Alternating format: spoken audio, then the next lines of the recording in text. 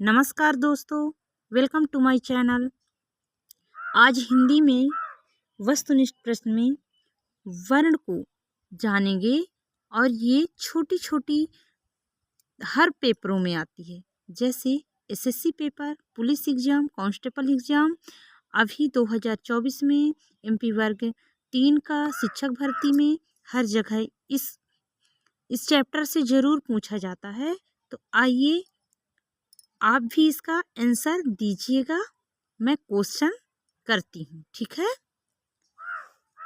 भाषा की सबसे छोटी इकाई क्या होती है? भाषा की सबसे छोटी इकाई है ए शब्द, बी व्यंजन, सी स्वर, डी वर्ण। भाषा की सबसे छोटी इकाई, आपको मालूम हो गया होगा कि भाषा की सबसे छोटी इकाई क्या होती है। तो भाषा की सबसे छोटी इकाई है वर्ण। क्या है? वर्ण। भाषा की सबसे छोटी इकाई वर्ण है। वर्णमाला कहते हैं किसको? शब्द समूह को, बी वर्णों के संकलन को, सी शब्द गणना को, डी वर्णों के व्यवस्थित समूह को। तो वर्णमाला कहते हैं, किसे कहते हैं? तो वर्णमाला कहते हैं वर्णों के व्यवस्थित समूह को वर्णमाला कहते हैं। प्रश्न 3, निम्न में से कंठ ध्वनियाँ कौन सी है? तो कंठ ध्वनियाँ जो कंठ से उत्पन्न होती है, कौन? ए का, खा, या, रा, सी में चा, जा, टा, अड़ा। तो निम्न में से कंठ ध्वनियाँ कौन सी है? का वर्ग। आप याद रखिए, का वर्ग है का, खा, गा, घा। तो ये सब क्या हो जाएंगे? कंठ ध्वनियाँ। कंठ से निकलती है ध्वनि। कहाँ से? कंठ से। प्रश्न 4, स्थान के आधार पर बताइए कि मूर्धन्य व्यंजन कौन से है? स्थान के आधार पर मूर्धन्य व्यंजन कौन सा? मूर्धन्य व्यंजन। प्रश्न 4 में ए नंबर गा, घा, बी नंबर जा, झा, सी नंबर अड़ा मतलब डा, ढा, और डी नंबर पा, फा। कौन सा होगा स्थान के आधार पर? तो स्थान के आधार पर कौन हो जाएंगे? सी नंबर डा और ढा। तो डा और ढा ये मूर्धन्य व्यंजन है। क्या है? मूर्धन्य व्यंजन। प्रश्न 5, निम्न में से अल्पप्राण वर्ण कौन से हैं? अल्पप्राण वर्ण कौन से हैं? तो अल्पप्राण कौन से होते हैं? जिसे बोलने के लिए कम समय लगता है। जिसे बोलने के लिए कम समय लगता है उसे अल्पप्राण कहते हैं। तो प्रश्न 5 का क्या हो जाएगा? बी। प्रश्न 5 का बी, का, गा। का और गा। प्रश्न 6, निम्न में से नासिक व्यंजन कौन सा है? तो निम्न में से नासिक व्यंजन शा, इया, गा, जा। तो नासिक व्यंजन, नासिक क्या होता है? जो जिसे बोलते हैं तो कहाँ से ध्वनि उत्पन्न होता है? नाक से। तो नासिक के क्या हो जाएगा? इया। नासिक क्या हो जाएंगे? इया। जैसे अंगा, इया, ठीक है। आड़ा, ये इया, इया क्या हो जाएगा? नासिक। इया नासिक। प्रश्न 7, ए ऐ वर्ण क्या कहलाते हैं?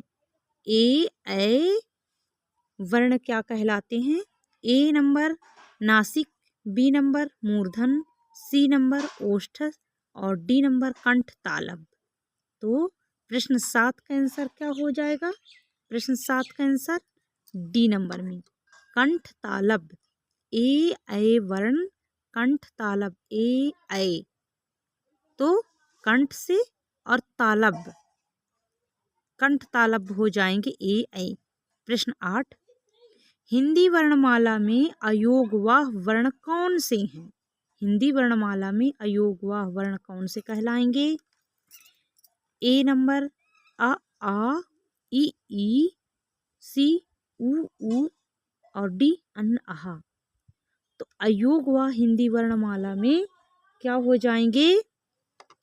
डी नंबर अन्न और आहा, अयोग व। प्रश्न 9, निम्न में बताइए कि किस शब्द में द्वित्व व्यंजन है? तो द्वित्व व्यंजन कौन सा है? पुनः, इलाहाबाद, दिल्ली, उत्साह। क्या हो जाएंगे? द्वित्व व्यंजन दिल्ली, द्वित्व व्यंजन दिल्ली।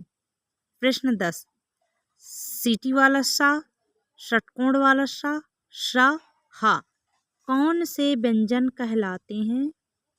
प्रकंपी, स्पर्शी, संघर्षी, स्पर्श संघर्षी। प्रश्न 10 का संघर्षी, सा, सा, हा ये संघर्षी व्यंजन कहलाते हैं। प्रश्न 11, निम्नांकित में से बताइए कि नवीन विकसित ध्वनियाँ कौन सी हैं? नवीन विकसित ध्वनियाँ ए नंबर में खा, गा, बी, उ, सी, ए, औ, डी, सा, सा। तो 11वें नंबर पर क्या हो जाएगा? ए, खा और गा, खा और गा। 12वां नंबर पे क्या हो जाएगा? निम्न में से कौन सा घोष वर्ण है? निम्न में से कौन सा घोष वर्ण है? तो घोष वर्ण खा, बी नंबर में चा और सी नंबर में माँ और डी नंबर में डा। तो 12वां नंबर का आंसर किसके साथ में जाएगा? माँ, माँ घोष वर्ण है माँ। 13वां नंबर, कौन सा अमानक वर्ण है? कौन सा अमानक वर्ण है? प्रश्न 13, कौन सा अमानक वर्ण है? ए नंबर खा, बी नंबर धा, सी नंबर भा, डी नंबर भा। तो कौन सा अमानक वर्ण है? तो अमानक वर्ण होगा सी नंबर, भा, अमानक वर्ण भा। प्रश्न 14, का, गा, जा, फा ध्वनियाँ किसकी है? ए नंबर संस्कृत की, बी नंबर अरबी फारसी की, सी नंबर अंग्रेजी की और डी नंबर दक्षिणी भाषाओं की। तो प्रश्न 14 का क्या हो जाएगा? बी। तो जो का, गा, जा, फा ध्वनियाँ हैं अरबी फारसी की है। प्रश्न 15, हिंदी में मूलतः वर्णों की संख्या कितनी है? हिंदी में मूलतः वर्णों की संख्या कितनी है? A number 50, B number 51, C number 52 और डी नंबर 53। कितना है? तो सी नंबर 52। हिंदी में मूलतः वर्णों की संख्या 52 है। 16वां नंबर में छा ध्वनि किसके अंतर्गत आती है? छा ध्वनि किसके अंतर्गत आती है? ए मूल स्वर, बी घोष वर्ण, सी संयुक्त वर्ण और डी तालव्य वर्ण। तो 16वें नंबर का संयुक्त वर्ण में छा जो है, छा ध्वनि किसके अंतर्गत आती है? तो संयुक्त वर्ण के अंतर्गत। प्रश्न 17, हिंदी शब्दकोश में छा का क्रम किस वर्ण के बाद आता है? का, छा, त्रा, ज्ञान। तो 17वें नंबर का क्या हो जाएगा? हिंदी शब्दकोश में छा, हिंदी शब्दकोश में जो छा है क्रम किस वर्ण में आता है? तो ये 17वां का ए, का वर्ण के बाद आता है छा। फिर इसके बाद में प्रश्न 18, ज्ञान वर्ण किन वर्णों के संयोग से बना है? ज्ञान वर्ण किन वर्णों के संयोग से बना है? जा धन इया, बी नंबर में जा धन इया, सी नंबर में जा धन था, डी नंबर में जा धन न्या। तो 18वें प्रश्न का आंसर है बी। 18वें प्रश्न का आंसर जा धन इया। प्रश्न 19, अघोष वर्ण कौन सा है? अघोष वर्ण कौन सा है? आ, जा, हा और सा। तो कौन सा विकल्प हो जाएगा? डी नंबर में सा। अघोष वर्ण कौन सा है? सा। प्रश्न 20, घ का उच्चारण स्थान कौन सा है? घ का उच्चारण स्थान कौन सा है? मूर्धा, बी कंठ, सी तालु, डी दंत। तो घ का क्या हो जाएगा? कंठ। क्या हो जाएगा? कंठ। 21वां प्रश्न है, इनमें संयुक्त व्यंजन कौन सा है? इनमें से संयुक्त व्यंजन कौन सा है? ए ढी, बी में ज्ञान और सी में अंगा और डी में डा। 21वां क्या हो जाएगा? इसमें संयुक्त व्यंजन ज्ञान। निम्नलिखित 22वां प्रश्न है ये, निम्नलिखित में से कौन सा वर्ण उच्चारण की दृष्टि से दंत नहीं है? ए ता, बी ना, सी दा और डी टा। तो उच्चारण वर्ण से दंत नहीं है, क्या हो जाएगा? 22वां का टा। क्या हो जाएगा? टा। बाकी दंत में टच हो रहा है, ता, ना और दा, लेकिन टा दंत से टच नहीं हो रहा है। ठीक है। 23वां प्रश्न, जिन शब्दों के अंत में आ आता है उन्हें क्या कहते हैं? अनुस्वर, अयोगवा, अंता, आकारांत। तो प्रश्न 23वां क्या हो जाएगा? आकारांत। जिन शब्दों के अंत में आ होता है तो वो आकारांत कहलाएगा। छा वर्ण किसके योग से बना है? का धन सा, बी का धन चा, सी का धन छा, डी का धन सा। तो छा वर्ण किसके योग से बना है? प्रश्न 24, किसके योग से बना है? बताइए, किसके योग से बना है? ए, तो का धन सा, का धन सा। प्रश्न 25, हिंदी वर्णमाला में स्वरों की संख्या कितनी है? हिंदी वर्णमाला में स्वरों की कुल संख्या कितनी है? तो हिंदी वर्णमाला में स्वरों की कुल संख्या ए 10, बी में 11 और सी 12 और डी 13। तो हिंदी वर्णमाला में स्वरों की संख्या कितना है? हिंदी वर्णमाला में स्वरों की संख्या 13 है। हिंदी वर्णमाला में स्वरों की संख्या 13। निम्नलिखित में से कौन सा स्वर नहीं है? अ, आ, ए, इया। तो निम्नलिखित में कौन सा स्वर नहीं है? तो स्वर हो जाएगा इया। इया क्या कहलाएगा? व्यंजन। इया कहलाएगा व्यंजन। बाकी आ है, ऊ है, ए, ये स्वर कहलाएंगे। निम्नलिखित में से कौन टा वर्ग नहीं है? ठा। निम्नलिखित में से कौन सा टा वर्ग नहीं है? टा, ढा, आड़ा, घा। तो टा वर्ग नहीं है। 27वां प्रश्न का हो जाएगा डी। ये घा जो है वह टा वर्ग नहीं है। अब 28वां प्रश्न क्या है? 28वां प्रश्न, हिंदी वर्णमाला में व्यंजनों की संख्या कितनी है? हिंदी वर्णमाला में व्यंजनों की संख्या कितनी है? तो 28वां 32 है, बी 34, सी 33 और डी 36। तो 28 प्रश्न का हो जाएगा सी 33 है। कितना हो जाएगा? 33। प्रश्न 29, निम्नलिखित में से कौन सा पश्च स्वर है? आ, ई, जा, धा। कौन सा कहलाएगा? 29वां नंबर आ। 29वां का क्या हो जाएगा? 29 का ए, पश्च स्वर है आ। निम्नलिखित प्रश्न 30 है, देखिए, निम्नलिखित में से कौन सा अयोगवा है? अयोगवा है। ए विसर्ग है, बी महाप्राण, सी संयुक्त व्यंजन और डी अल्प प्राण। तो अयोगवा है। अयोगवा ए कहलाएगा, विसर्ग।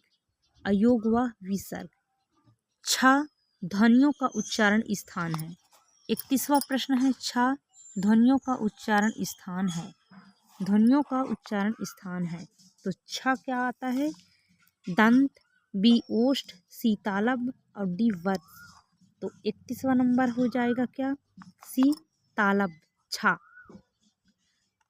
32वां प्रश्न है, निम्नलिखित में से कौन सा संयुक्त व्यंजन नहीं है? संयुक्त व्यंजन नहीं है छा, शा, त्रा, ज्ञान। किसमें नहीं है?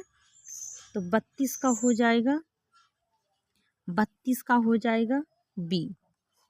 32 का बी। श जो है षटकोण वाला संयुक्त व्यंजन नहीं है। तालव्य व्यंजन है, तालव्य व्यंजन है तो तालव्य व्यंजन ए नंबर है, बी नंबर है, सी नंबर है, डी नंबर में है।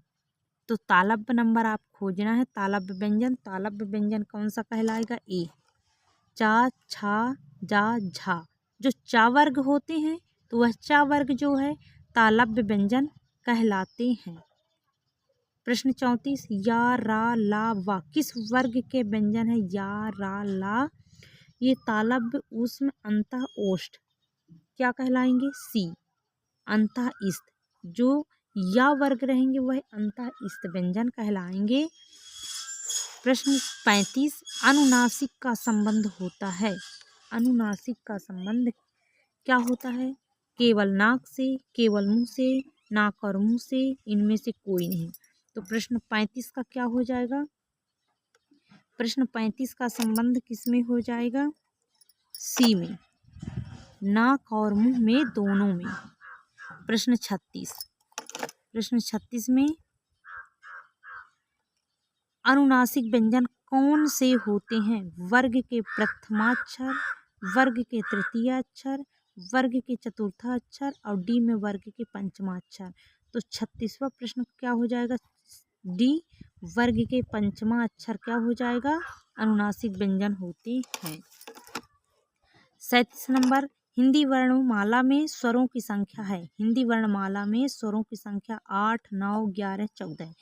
तो 37वां प्रश्न में सी नंबर, सी नंबर में क्या है? 11। हिंदी वर्णमाला में स्वरों की संख्या 11 है।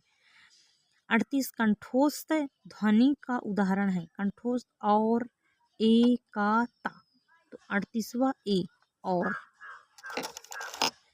39, भाषा निर्माण की इकाइयों का सही क्रम है। तो भाषा निर्माण का इकाई होता है 39 का हो जाएगा ये डी।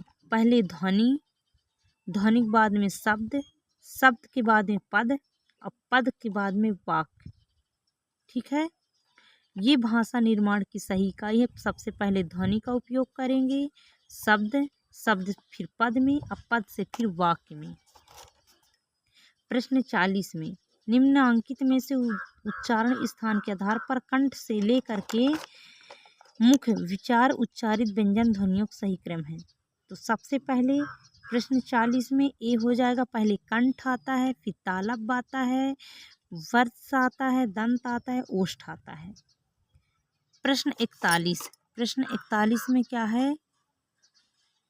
ओष्ठ है। क्या है प्रश्न 41 में? प्रयत्न के आधार पर ला किस प्रकार की ध्वनि है? तो जो ला है, ला किस प्रकार की ध्वनि है? ला है पार्श्विक। प्रयत्न के आधार पर ला पार्श्विक ध्वनि है। धन्यवाद गाइस, आप सभी को मेरे वीडियो देखने के लिए, और अपना बार बार प्रयास करिए और खूब रिवीजन करिए। ये पेपर के आधार पर वही प्रश्न आंसर है, जो विकल्प, जो बार बार क्वेश्चन यहीं से आता ही आता है। इसको खूब आप रिवाइज कर लीजिएगा। Thank you. मेरी वीडियो हेल्पफुल लगा होगा तो आप लाइक एंड सब्सक्राइब ज़रूर करिएगा।